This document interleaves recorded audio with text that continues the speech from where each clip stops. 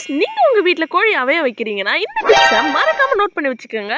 ரொம்ப யூஸ்ஃபுல்லா இருக்கும். நம்ம கோழி அவைய வச்சு அது பொரிக்க போற அந்த 20 இல்ல 21th டே வந்து ஏதாவது அன்யூஷுவலா சத்தம் கேட்டுச்சுன்னா உடனே போய் பாருங்க. ஏன்னா இந்த சீசன்ல நிறைய சித்தெரும்புகள் இருக்கு.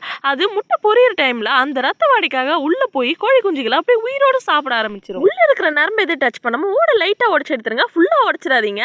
அப்புறம் கொஞ்சம் டைம் கொடுங்க அதுவா பொரியறதுக்கு. அப்புறம் அந்த இடத்த நல்லா க்ளீன் பண்ணிருங்க. அப்புறம் ரொம்ப நேரம் நானும் வெயிட் பண்ண ஒரு 11 மணி போல நைட் ஓபன் பண்ணி பார்த்தா எப்படி இருக்குன்னு பார்ப்போம். அந்த கோழி குஞ்சுக்கு எதுவும் ஆகக்கூடாதுன்னு நான் நினைக்கிறேன். நீங்களும் நினைச்சா மறக்காம லைக் பண்ணிடுங்க.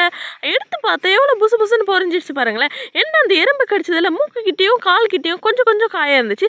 மற்றபடி கோழி குஞ்சு ஹெல்த்தியா தான் இருக்கு. அப்புறம் உங்ககிட்ட ஒரு விஷயம் சொல்ல மறந்துட்டேன். நம்ம சாக்லேட் வந்து குட்டி போட்டிருந்தான்ல, அது நல்லா பிங்க் கலர்ல இருந்தாங்களே, அவங்களாம் இப்ப வளர்ந்து எப்படி இருக்காங்க பாருங்களேன். உங்களோட சுட்டித்தனமான சேட்டையை பார்க்கறதுக்கு மறக்காம கீழே தெரியுற ஒயிட் கலர் சப்ஸ்கிரைப் பட்டன் அழுத்தி சப்ஸ்கிரைப் பண்ணி வச்சுக்கோங்க.